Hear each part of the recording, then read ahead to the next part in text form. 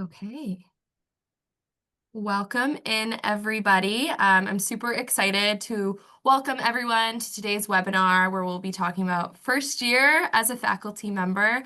I am Brianna Jafiro. I am this year's head on the Commission on Graduate Education. We have a star-studded lineup of panelists today, all of whom are in their first semester on the tenure track. So I'm very, very, very excited to hear everyone's thoughts and perspectives. I'm not going to talk too much, so I'm hoping to pass it on to our panelists. I'm just going to go in order of who I'm seeing on my screen. If everyone could introduce themselves and their institution, I think that's a pretty easy place to start. Alexis, if you want to get us started. Sure. Hi, everyone. My name is Alexis. I am an assistant professor of communications at Syracuse University. Awesome. Carolina. Hi, everyone. I'm Carolina. I am an assistant professor of journalism at the University of Minnesota. Awesome. Elizabeth. Hi, I'm Elizabeth. I am an assistant professor of sport media and society, and then also within their public relations concentration at the University of Kansas. Wonderful. And then Chris. Hey there, everyone. I am an assistant professor of journalism at Southern Methodist University in Dallas. Wonderful. Awesome. All wonderful programs and wonderful people. So we will get started. Hopefully an easy-ish question to get everyone underway. And I believe folks can also include questions in the chat, Sam. I think that's right. So if folks have questions, please feel free to drop them in the chat and we will take them as they come. But as we get started and underway here, again, probably just going from left to right from who I see on my screen. But for the first question, how would you describe your first year on the tenure track just thus far? So we're here in mid-November, getting towards the end of the very first semester. Elizabeth, I don't know if you want to take that question first. Yeah, sorry. I thought we were going in the same order. I wasn't ready. Oh, I'm sorry. Everyone moved around. No, all good. It's been, I would describe it as kind of a whirlwind, but it also has been super fulfilling and really fun. I've had a really good time kind of figuring out who I am in this position and this kind of role. As I'm sure anybody in their last year of their doctorate program, they feel like they're almost like they feel like they're already doing the job because you're working on your dissertation, you're probably teaching, you're doing some service. And so because I had that, now I just feel like I have a little bit more because I don't have the dissertation hanging over me anymore, a little bit more time to like spend on each of those pieces. So it's been a whirlwind, but it has also been super fun. Awesome. And I don't necessarily need to call on each panelist if panelists want to unmute themselves and jump into the conversation. Carolina, if you'd like to go next, how you would describe your first semester so far? Yeah, I would echo a lot of what Elizabeth said. Again,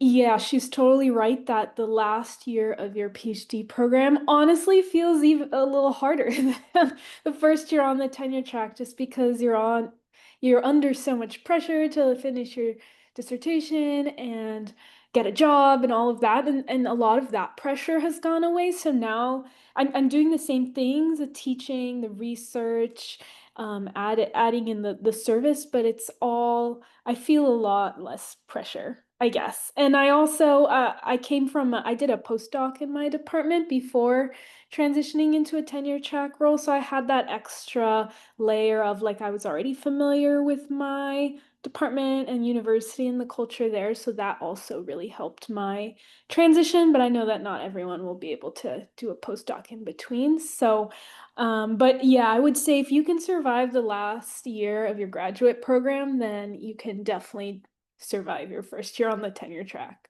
Yeah. Carolina, I love that you mentioned that you had a postdoc. And Alexis, I know you were a postdoc at the University of Michigan as well. I am currently a postdoc, so have a special place in my heart for postdocs. So maybe we can talk about that in a little bit because that I know is something that is not really talked about a lot in graduate education as an option, or for many of us, like a necessary next step before we make the jump to the tenure track. So I love that, and we'll definitely come back to that. Chris, if you'd like to go next. The first year has been, it's a new state, a new city, a different vibe for SMU. I transitioned from a public university, state university, to a private university with just a different demographic of students. So I was trying to just find my way through here. It's interesting though, because during my PhD program, I was teaching most of the time as well. So I was basically doing like a 2-2 load. I'm dreading when we moved to 2-3 here. And SMU just got R1 status as well, just back in February. So I think the department's trying to figure out like, how are you balancing teaching and research? And Lord knows I'm trying. But when you have something like 71 students across two sections, without teaching assistants, then your time becomes very limited. I'm usually doing research like before sunrise and then switching over to course prep and grading. But overall, it's been an interesting semester. Awesome. Alexis. Yeah, I don't want to repeat things that have already been said. I definitely +1 to the postdoc flag. I think that like postdocs, when I was a PhD student, kind of came across as a consolation prize and like a defeat. And doing a postdoc for a year was honestly the best thing I could have done to help prepare me for a tenure track position. So my transition was a little different in that I was doing a research postdoc, so research 24/7, no teaching, no service. So maybe a little bit of a different transition into the faculty role because I just wasn't used to having teaching be integrated into my schedule. So I would describe the first semester as being super productive in that I didn't really know what to expect or if I was gonna like the role or doing teaching more than I was used to. But I found that I learned so much by actually being thrown into it than trying to like figure out what to expect. So yeah, it's been really good, and I'm sure we're gonna get into like the pros and the difficulties as we go through the panel. Absolutely. Uh, Maybe Carolina, I'll ask you about the postdoc now. I know that wasn't on my list of prepared questions, but I definitely echo what Alexis mentioned in terms of I think postdocs are often sometimes portrayed as the consolation prize. I applied for a teaching postdoc, so I do a lot of teaching. I teach on a 3-3, which almost always necessitates a new prep every semester. But I also think that has given me a very wide range in my teaching portfolio. Alexis, I know you mentioned you had a solely or exclusively research postdoc, and I believe Carolina, yours was the same, right? So I don't know if you have any thoughts on the postdoc if you want to share now. Yeah, absolutely. I also echo that I'm really, really glad that I did the postdoc now. I taught a lot in grad school too, as instructor of records. So having the ability to just focus 100% on research, mine was for 2 years. That was really great because I was, in all honesty, quite burned out at the end of my graduate degree. So having sort of that time to just step away from teaching and like, you know, get some of that spark and excitement for teaching back was really great. And so now that I'm back to teaching, definitely I got way too used to having my time be entirely my own. So definitely been a learning experience this semester, like integrating teaching back to my schedule and the time management that comes with that. But I felt that like a research postdoc was really helpful for me to just like take a break, reset, buffer. That buffer was really helpful. But if you are like maybe you didn't get a lot of teaching experience in grad school and you want to beef up that part of your CV to make you more competitive tenure track candidate, then maybe a teaching postdoc would be a better fit for you. So it all kind of depends on like your specific circumstances, but I definitely think a postdoc can be a really great bridge between grad school and a tenure track job. Awesome. Just because it seems like a natural next segue, I'm actually going to take Nicole's question from the Q&A. Nicole is our new PF&R chair for the commission. I should have mentioned Elizabeth is our vice head. Nicole is our PF&R chair, and Chris is actually one of our comms chairs. So a lot of commission representation on this panel, which I'm super excited about. So Nicole's question is, how do you think teaching or not teaching during grad school affected your transition? I could take that one. Yeah.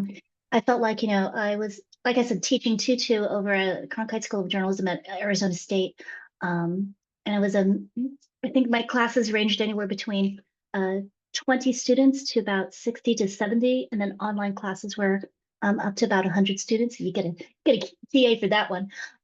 So it felt like a pretty natural transition moving over to a location like SMU, where I've already been instructor of record, doing my own class prep, doing my own grading, and also just the never-ending challenge of accommodating versus mentoring versus like holding the line on what you need to do. So I was grateful for all that experience because between reading student evaluations, between being evaluated like in-class evaluations from our dean's office, I felt like that prepared me to give a solid foundation of equity and empathy to students here at SMU. With that being said, I think some of the challenges though is just it's a different vibe. If anybody's read Forbes, SMU is kind of a vibe kind of school that's in Dallas. So the priorities for academics are competing with the to be honest, with Greek life extracurriculars, and so it's kind of weird to try to find my like where how do we make this class stand out? And I've learned that sometimes you got to be flexible. I got to let go of like what was considered like hardcore rules in journalism school of like deadlines are deadlines, especially in this day and age. I think I've had something close to like 30 messages sent to me in regards to missing classes or medical issues or funerals or what have you, more than I've ever seen in teaching like 6 years in school. But I think what helps is also still having, you still straddle that line of like you just finished up your own coursework, right? And having that empathy of like what deadlines were like, in papers, and having your plate so full that it feels like you can't breathe. So I recognize that, and I encourage, students that because I recognize that and acknowledge that life is more than just what can get submitted. Sometimes we have to talk about what is balance and like what can I do to be flexible in my schedule within reason, right? I mean, I could give you to the end of the semester, but if you don't get it, it's just like it is what it is. So I think I was grateful for the teaching experience that I had to help me transition to SMU. Awesome. Does anyone else want to take on that question? That I think it really depends. So during my grad school teaching experience was limited to teaching a communication research methods class, and I now teach 2 communications law classes, so like completely different class. And it was a huge learning curve for the teaching. So while I was grateful to have been able to work with students before, I knew how to grade and write assignments to an extent. More likely than not, you might be asked to teach something that you haven't taught during grad school. So I think that you can still expect there to be a learning curve and getting kind of up to speed with the teaching. And also like kind of like Chris mentioned, there are different cultures in every school. So like the students I had in my doctoral program are very different than the students that I'm experiencing now at Syracuse. So I think just, it is super helpful to teach during grad school, but I think that it's ultimately there's going to be some degree of learning that happens when you change institutions. Anyone else? I love the talk about different vibes because that's not something that I really ever thought of. But I think that was a really great point made by Chris. Any other thoughts here?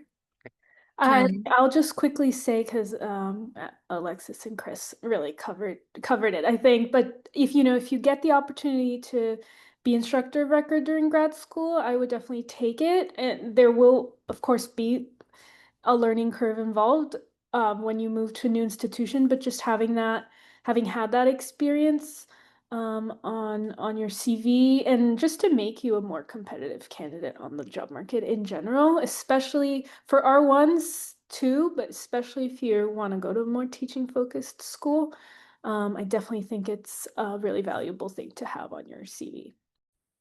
Awesome.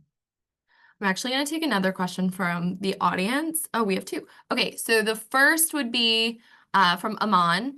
I will preface it by saying, Aman, we actually have an upcoming panel in December that's going to tackle your exact question, but I'll still pitch it to the panel. How do you prepare for campus job interviews as a fourth-year PhD candidate? Research talk, teaching, meeting with the dean, just looking for panelist experiences. As everyone just went through on this past job market cycle, do folks have thoughts that they'd like to share there for Aman? Yeah, I can go ahead and kick off this one. So when I started prepping my materials, I talked to like everyone I knew who had just done it. So I went through my Rolodex from conferences and was like, Carolina's saying, because I talked to her about it. It was like, she was one of those that I chatted with. It's you talk with everybody that you can and you get as much advice as you can.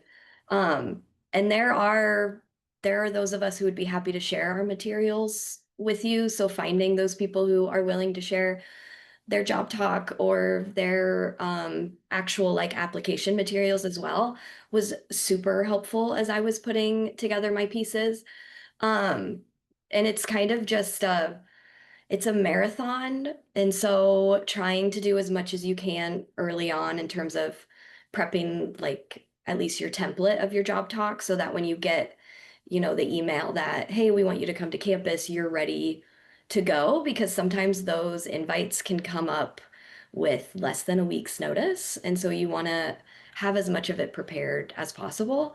And just finding those people that you trust within your area to kind of read through things for you. Our department does job talk like practice runs. So when one, or at least my old one did at OU. So when you had one coming up, they'd schedule a time, they'd have faculty and other doctoral students come and listen. So if your department doesn't do that, recommending it or putting it together yourself and just saying, hey, can you come sit with me for 45 minutes, hear my job talk and give me some feedback, is even just being able to practice it once is super helpful.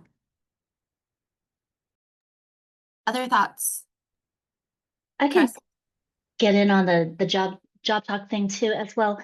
Couple points. I did 3 in-person interviews and roughly about 6 first round Zoom interviews. The first round Zoom interviews I appreciated because they were like, they were like short, like 30 minutes. And what I felt was useful was like nobody could see your notes. So I had my CV up, I had research points, I had lots of notes open on my screen while we were doing that chat. But for the in-person, I definitely take advantage of we don't have formal job talk practices, so I just took the initiative and just started inviting a bunch of professors and PhD students too to just come and just hear me do a job talk, a research talk. One thing that I thought was helpful was trying to identify professors who are outside of my research niche so that I could have practice trying to pitch my work to someone who's not within my field, so to say. So I thought that was useful as well. And then finally, it's all about, I thought it was about just the connections you make on campus. So in addition to doing my homework about the universities, I also reached out to anybody within my network who were in that particular market, for Dallas, for Lehigh, for Los Angeles, and just trying to get another perspective of campus. And then again, the thank you messages I thought were useful. Just just a quick something, to shoot them in. I thought that went a long way. Wonderful. Carolina? Yeah, just some kind of specific random pieces of advice, but what was helpful to me is definitely like know what classes you can teach in that department, like specifically, and have like an idea for 1 or 2 classes that you could create. That I think is like really helpful to show that like you've studied the department and know where you would fit in, and like where you would contribute to their needs, because like fundamentally that's what you're trying to convince them of, that you're like the person that will best sort of fill their current need.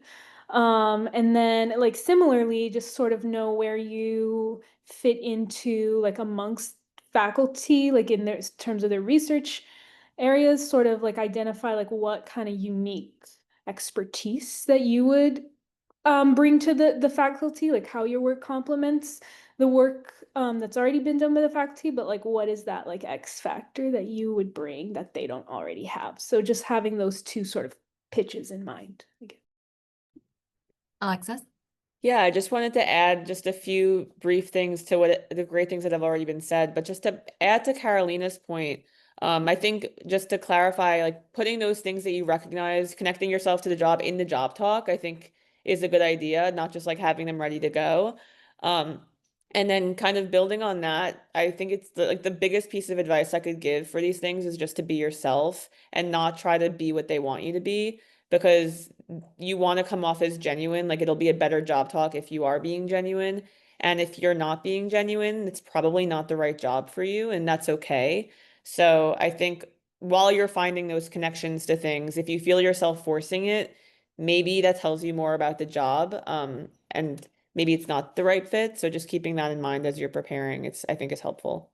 Yeah, that makes sense. That's a Um, good point. Can I just say, yeah, like I forgot about that, but yeah, you're interviewing them as much as they are interviewing you. So you want to be yourself because you want to know if you will fit in there. That's important for you to know too. Yeah.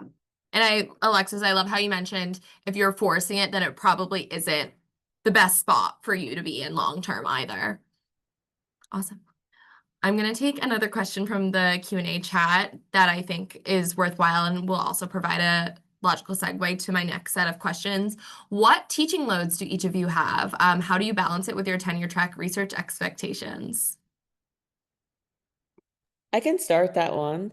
Great. So I'm on a 2-3. I'm teaching 2 courses this semester. And the way that so coming into teaching, as I mentioned before, this was like new to me. I've never taught 2 classes at the same time. I hadn't taught in years before this year. So I was used to researching all the time. And so I knew that if I wasn't able to find a balance, I would not like this job. So I structure my schedule around having teaching days and having research days. So like I teach on Monday, Tuesday, Thursday, and those days are when I'm prepping for class, grading, dealing with student emails, holding office hours, anything related to teaching is happening on those days. And then Wednesday and Friday like are fully my time for research. I do not let any meetings happen on those days. I don't grade. I don't look at anything related to student concerns, and that's for me. And that's I think how I've balanced it. I don't know if that works for everyone. I think like some people are like I need the full day to do my research. Like I'm not good at having a few hours to do my research. So yeah, I think that's the way that I've personally balanced it so that I can keep up with the pace at which I was going before. Yeah, that makes sense. Alexis is also, knowing her personally, one of the most diligent and regimented people I know, so that's not surprising in the least. Does anyone else want to share? Elizabeth? Yeah, so I'll piggyback off of that. I'm on a 2-2 load and I get a course release in my first year, and I chose to do my course release in the spring. That's something you get to decide if you receive a course release. I had gotten some advice about taking it in the spring, and I'm glad I did because now I feel like I kind of know teaching 2 classes that this is what my load will look like moving forward. I am also very much looking forward to the spring because I haven't balanced my research and teaching as much this semester. I'm giving myself the grace that it isn't necessarily 40, 40, 20 at the moment, just because it is a lot to transition into this. There are things outside of just teaching and research that start to unhinge on your time within teaching and research, like getting all of your insurance decisions figured out. I have pets and have spent a lot of time trying to find vets for them when I first moved. And so I have given myself kind of the grace that next semester I'll be able to balance that research. I also kind of went a similar route of having research days, but what actually works better for me is having 2-hour blocks for research. I found when I do a research day and it ends up not being that way, I end up further behind than I would like. So I bite off like a little 2-hour blocks. KU has writing groups called Shut Up and Write, and I get to join them on Zoom. And those 2-hour blocks, I work on research. And so that has been like super helpful in the last couple of weeks to try to get some more research time in. But also just realizing that in your first semester, you can have the grace that you might not have as much time for research as you expected because I mean, I moved to a new state, I moved into a new apartment, I have a completely new kind of setup that I'm trying to get comfortable in. And so just giving yourself the grace um, that you will have time in your future semesters to kind of bring research in. Thankfully, my institution has been super helpful and letting me know that it's okay. It'll all balance itself out as you kind of adapt. And now that we're in November of this semester, I think I'm getting there. Awesome. And I love that you talked about the reality of your first semester on the teaching track, right? Like we often focus a lot on, okay, the teaching service research, but we forget, okay, and I'm still a person and I need to find myself a doctor or a school system for my child or all of those real life human things that I often feel like go unsaid. Chris or Carolina, do you guys have thoughts there you might want to add? Chris? I had to find a school system for my child. And there's Halloween and all that fun stuff. I'm still struggling to figure out how to navigate the PTA. Don't join PTA. I didn't. But just all the school things in addition to being a mom on top of being an educator, on top of being a scholar, on top of being a member of this campus community. So it's I think what worked best for me was similar to what Elizabeth was talking about, finding the chunks. And my research time is usually between 5 a.m. to about 7 when my kid wakes up, as well as any 2 to 3 hour chunk that I could block off. As I'm getting closer to deadlines, I'll probably be buying a really big ball of cheesy balls and locking my office door. And one piece of advice I was given from my division chair is like, don't spend so much time on grading and feedback. When it comes down to it, how many students are really going to read that unless they're trying to get revisions done? So I've learned to standardize and be a little more efficient with grading instead of writing whole novels about why they could do better. So I've had to let that go and recognize as well that sometimes my standards won't be met, but is it a good faith effort or are they just half-assing it, right? So that's a couple of things I've learned. And then just loving the fact that, just I managed to get out a lit review. I'm very, very close to finishing that up. And, turning back to textual analysis, probably in a week. Thanksgiving week is probably going to be a good time to get stuff done. But again, just finding that balance. And the last thing is just recognizing, even if I keep working, right, like 5 p.m. on to like midnight or past that, that's not getting rewarded. Nobody's seeing that. Like what's the point when, rest can be resistance and sometimes you got to protect that sleep time as well. So I've learned to like make sure deadlines I set for students are like 5 p.m. versus midnight. I recognize you might be a night owl, but that's not healthy. So Awesome. I want to take Jonathan's questions from the chat because I think it kind of segues here. How do you write? How do you integrate writing into your schedule? How has writing changed from grad school to the first year on the job? So I think we answered a little bit of that in terms of how we integrate writing in terms of time blocking or day blocking. But how do we think, has there been a change in terms of how you wrote perhaps in your graduate education and your training to how you're writing now? Carolina. I mean, yeah, I think what's changed is that like I'm not working on one big project anymore. I'm working on kind of a lot of smaller projects, but I decided like not to go the book route. So there are like many ways to do that. Maybe if you are writing a book, then it'll be kind of similar. But and then there's less of that time pressure, right? I don't have to get that writing out for to graduate or to pass a class or anything like that.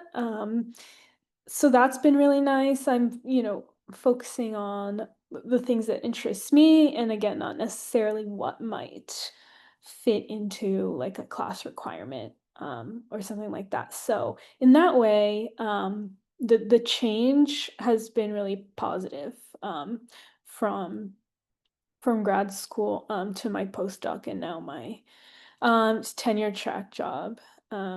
And I guess I didn't answer the last question, but yeah, I'm more of a person who, like, I can't write on my teaching days. I just don't have them. After teaching, I'm just spent. So I do tend to block my time on my other days I don't consider them entirely research days, like, 'cause I feel that same pressure as Elizabeth feels, that like I'll feel like I've failed if I didn't spend all day but if I do a mix of like research and other maybe service tasks or something like that, then I just can't write on my teaching days. So that's how I block my time.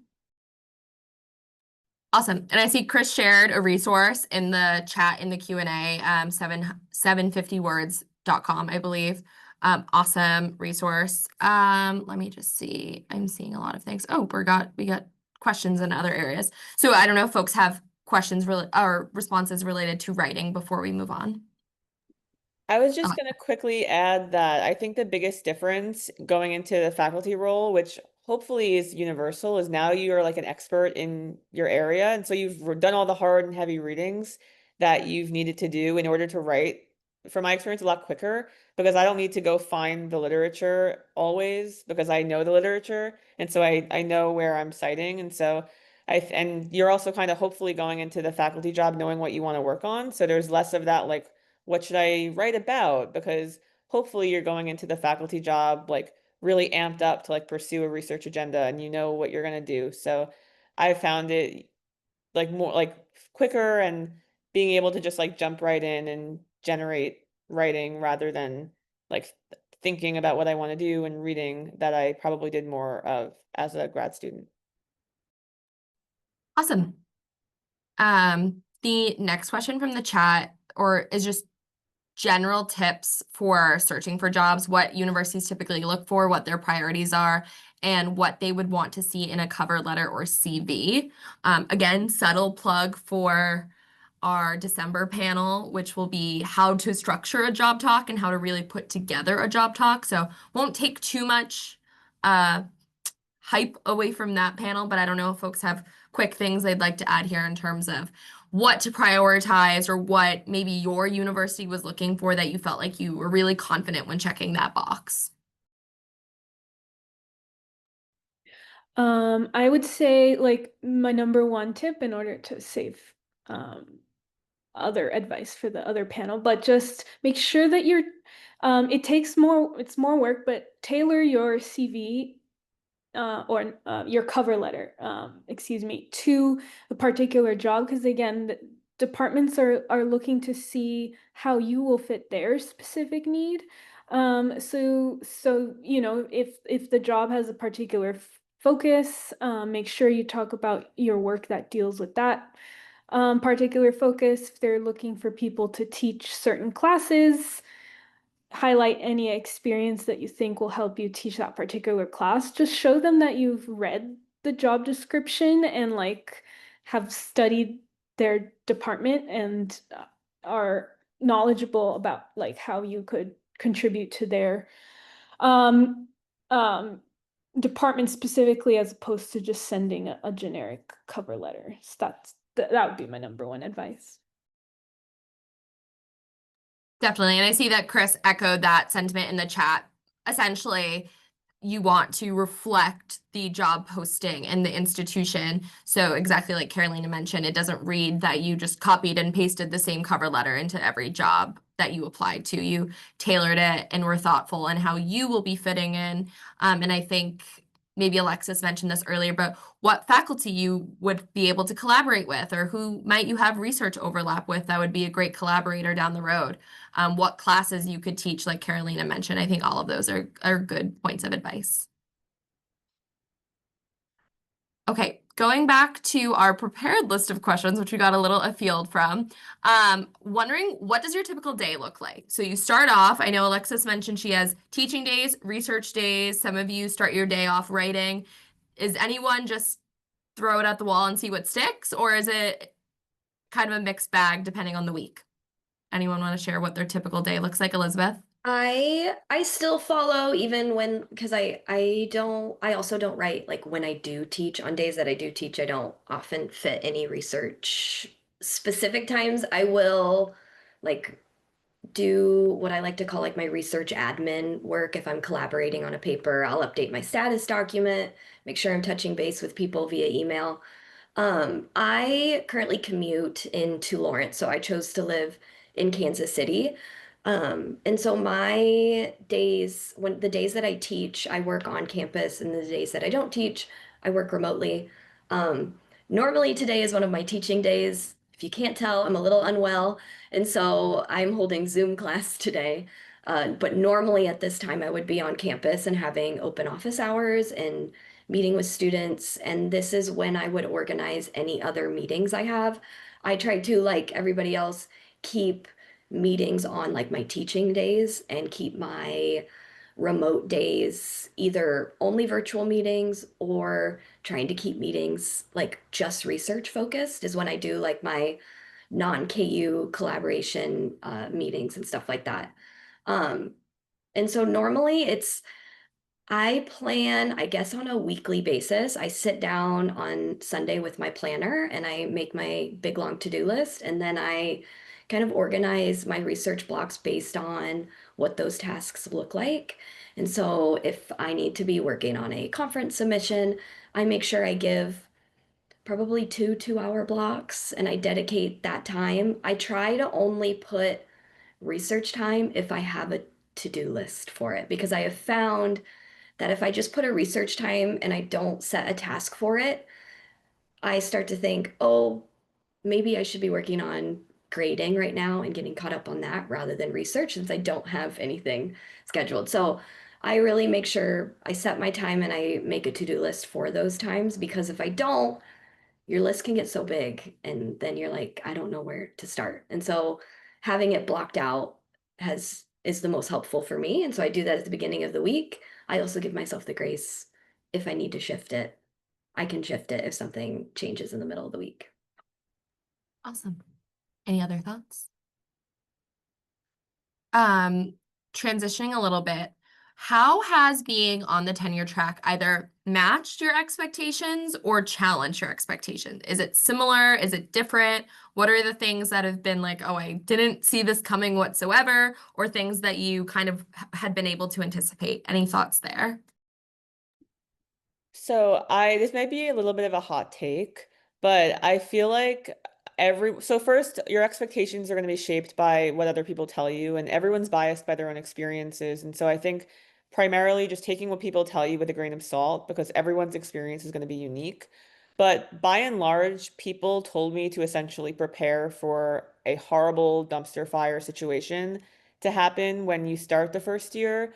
And so I went in thinking that that was going to be the case and I was going to hate it and I was going to be so overwhelmed and I would have no time for any sort of thought about research. And so that was my expectation, and that turned out to just not be true at all. I think that you can make the experience hopefully what you want to make it if you have good boundaries from the very, very beginning, not feeling like you have to be overwhelmed or doing the most for everyone right away. I think helps you not create a situation that you're feeling overwhelmed.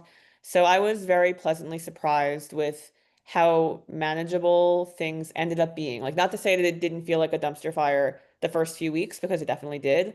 But as the weeks went on and I settled into the first semester, it definitely has not been as bad as people kind of made it out to be. That's good. Always better when it's not as bad as you think it's going to be. Chris?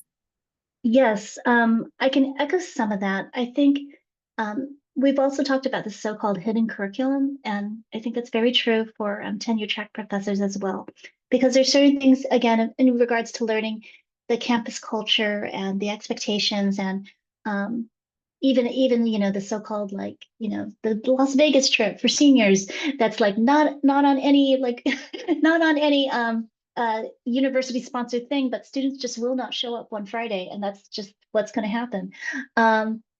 So there are things like that that I've had to struggle and adjust to as well. And I think it would have been fine if I had a tailored class, if I had a class that I was used to teaching, it's my first semester teaching media law and ethics. I've taught ethics and diversity, but media law and ethics was a new one. So, but the course prep was significant across 2 sections because the other professor didn't have grading rubrics or anything reasonable. So I had to build a lot of that from scratch. And I'll give a plug. Brianna and Patrick had a fantastic program session on thinking outside of that syllabus at AEJMC in San Francisco this past year. I used a lot of that to help build the course up, so that was very useful. The other part is just like finding your people on campus as well.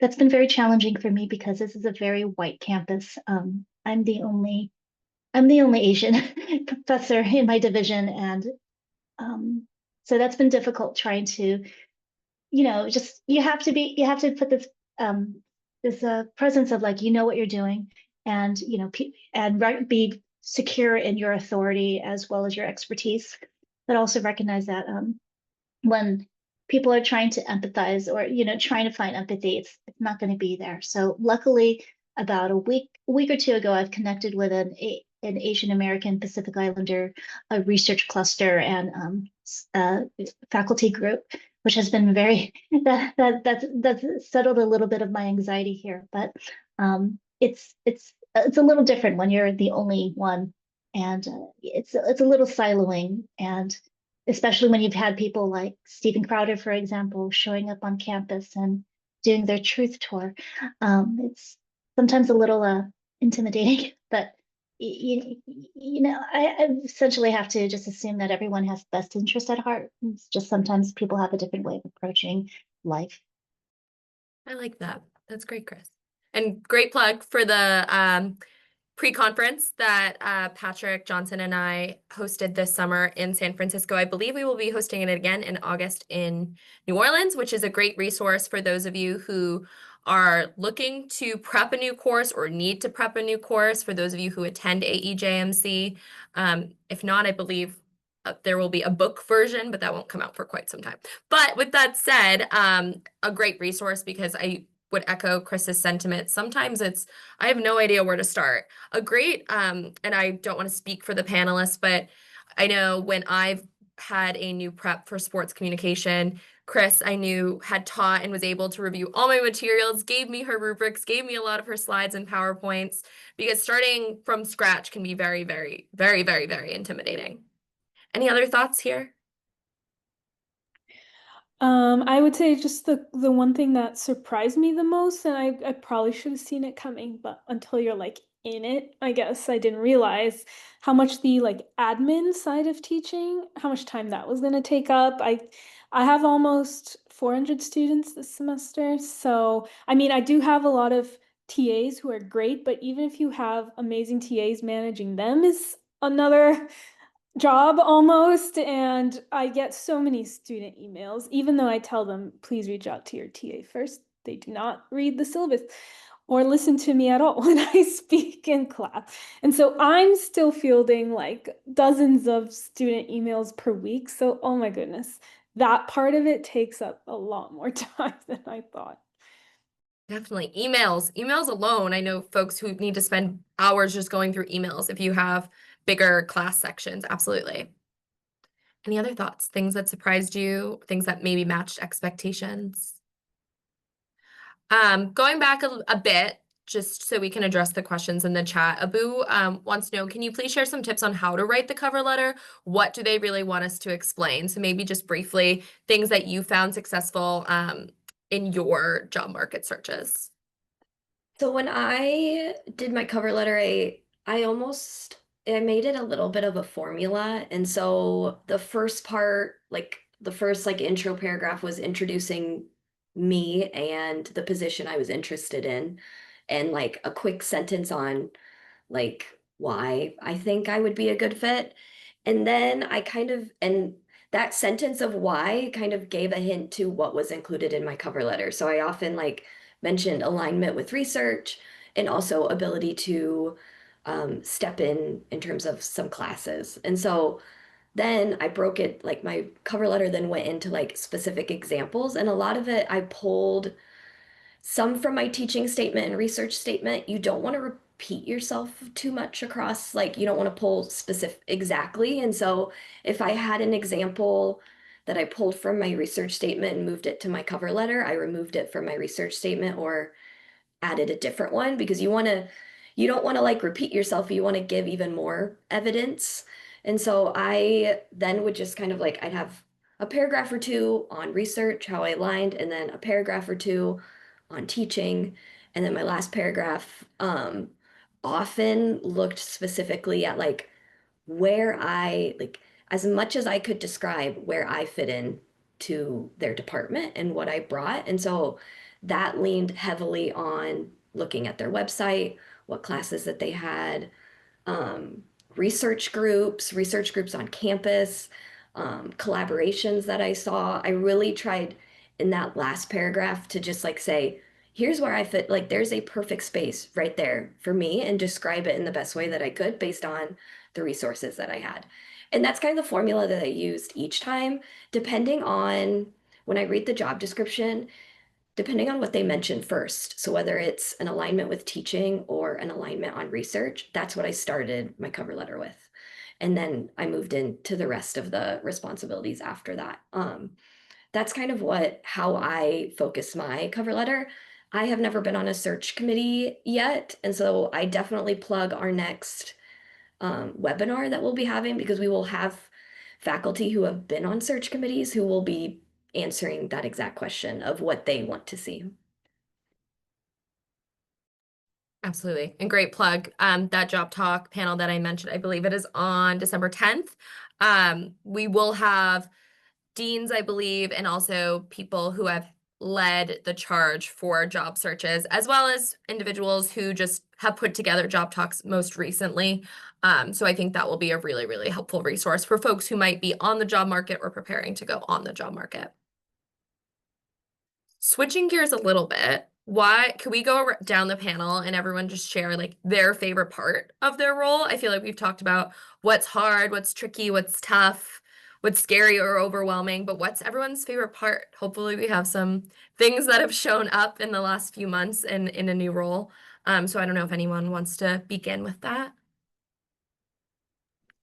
Carolina. I'll just say that I find the job really fulfilling. Like I love doing my research. Like I'm so interested in that, and like getting to do research partially for a living is just such a privilege, and I'm really grateful for that.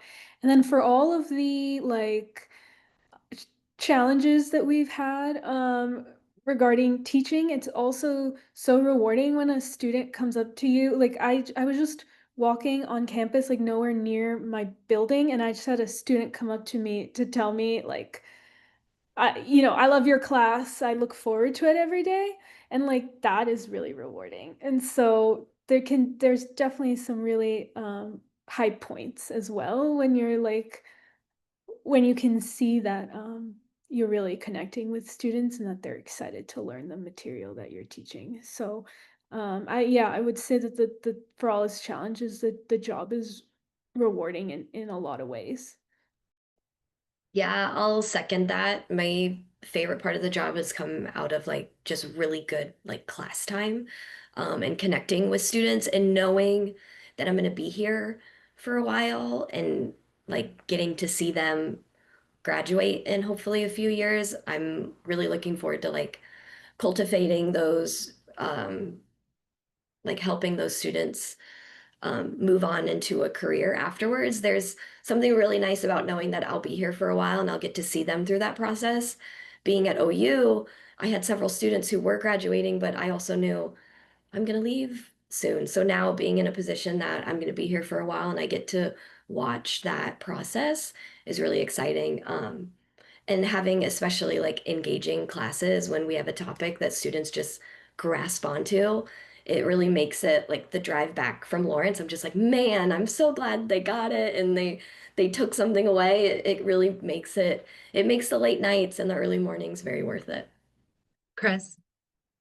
I want to say I love it when I can bring my own research and literature into the classroom. And there were several opportunities, especially when you're teaching something like media law and ethics. Like goodness, this first year has been plenty of material, but it's lovely to be able to have students consider to show them like how I see the world, and this is why I see the world, not just on the scholarship that's out there, but what we're seeing happening in real life. And then having those conversations with that may not have been possible if I wasn't here because of my particular experience, my lens, my perspective, my community. So that has been rewarding there because you see the aha moment in students. So that's been lovely. And I definitely want to do that moving forward.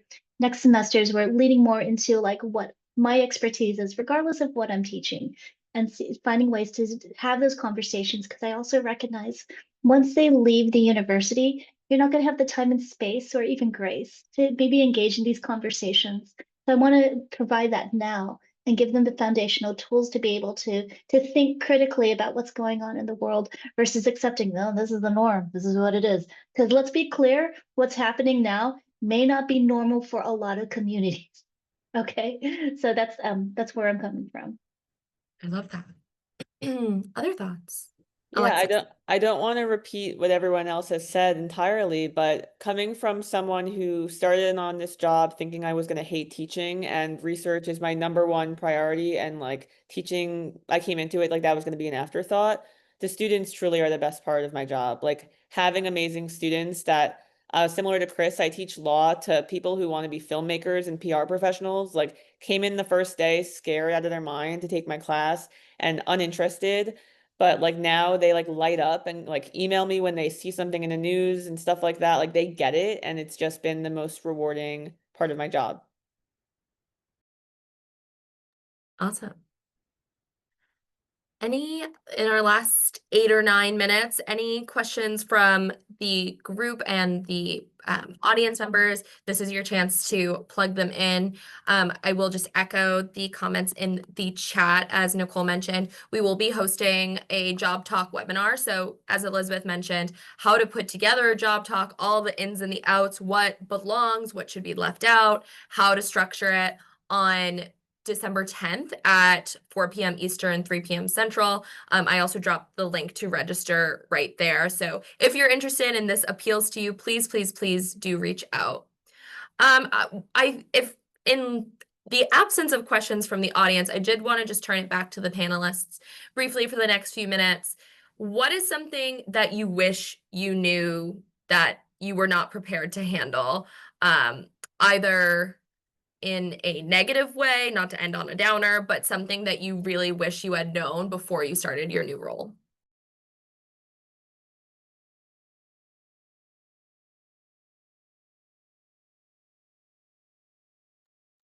Elizabeth.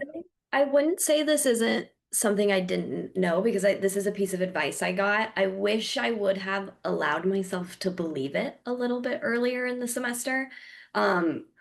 At AJMC, I had a faculty member who I trust so much and who I have gone to for advice over and over again throughout the job market.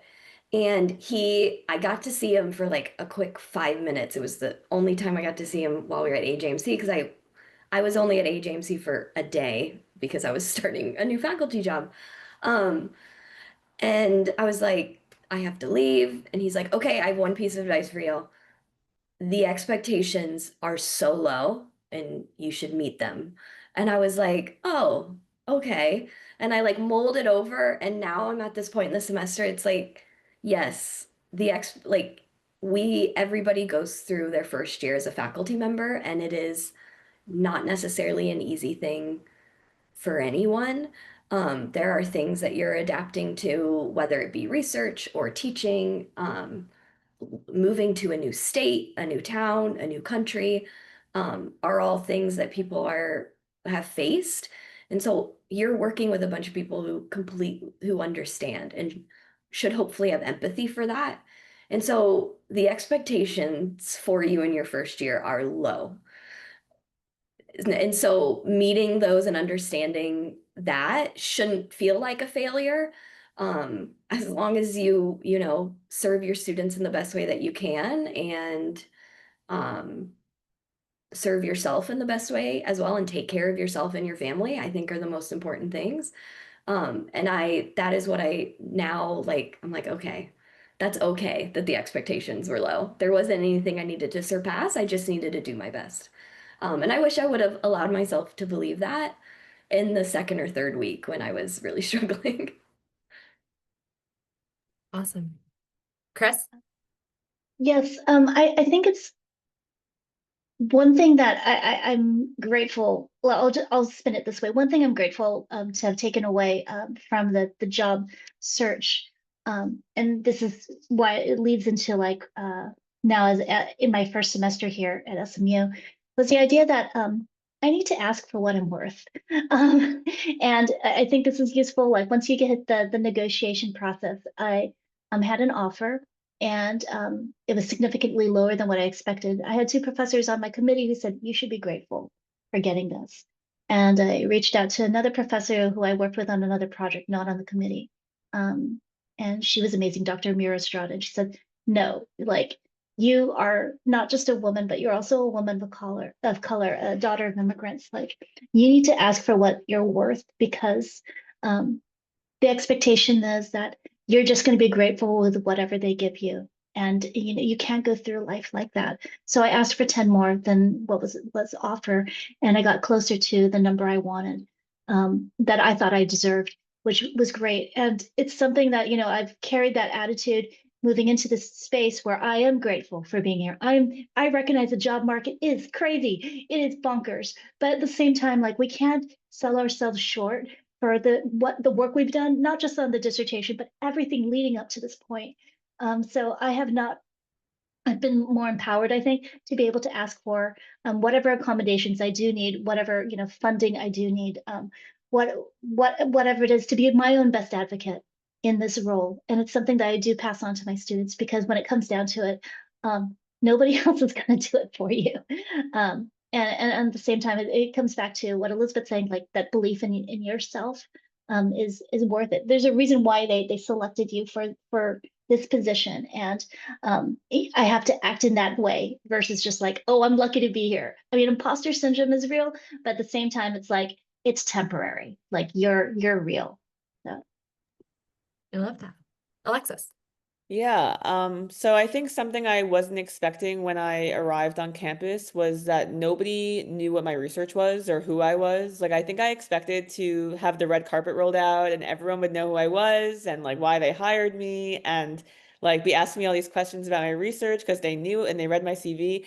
And like, that was not true at all. Like, nobody knew besides the people that hired me on the committee what, like, my chair had no idea who I was. Like, they didn't know what my research was. So I was really frustrated at first because I was like, why? I worked so hard to get this job and now I'm here and like nobody, they just know a class I'm teaching, and which like is kind of at the beginning, like that was meaningless to me. So that was kind of a rude awakening and I got the advice from my new colleagues that like people might never understand what you do and that's okay. They don't have to. You just do you and like that will be enough. So that was something I wasn't expecting. But other than that, I think like my initial answer to this question was no, there's nothing I wish I would have known because I think you learn like the only way to learn is by doing and like that like there is going to be a lot that you don't understand before you start and like it's not things that I don't think panelists can verbalize and you'll figure that out like kind of on the job and it'll be okay.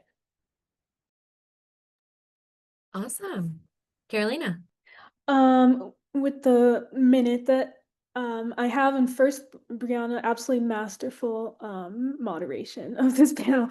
I kind of going off what Alexis said, like don't assume that your chair, you know, leadership in your department like knows what you need. Like I said, I really can't write on my research or my teaching days, so I prefer to teach on like two days of the week. And so like I didn't realize that, oh, maybe they didn't know that. So I had to like tell them this semester when like prepping for like the spring schedule, like please can my classes align on the same day. So just don't assume like that anyone in your department will know what you need to be successful. To always you know, don't be afraid to like tell them what you need. Awesome. Thank you all so much. We are right at the hour, so I want to respect everyone and their time and thank our panelists for joining us. Again, a small plug, keep an eye out. Registration link is in the chat for our next upcoming research-oriented panel. I know Alexis will be joining us again to talk all things Job Talk, as well as some other phenomenal scholars, administration, early career faculty, a real strong mix of individuals. So thank you all for coming. Thank you for our panelists. Thank you for AEJMC headquarters for hosting. The video will be available on YouTube after this. And I want to thank the panelists again for their time. See you in the next one.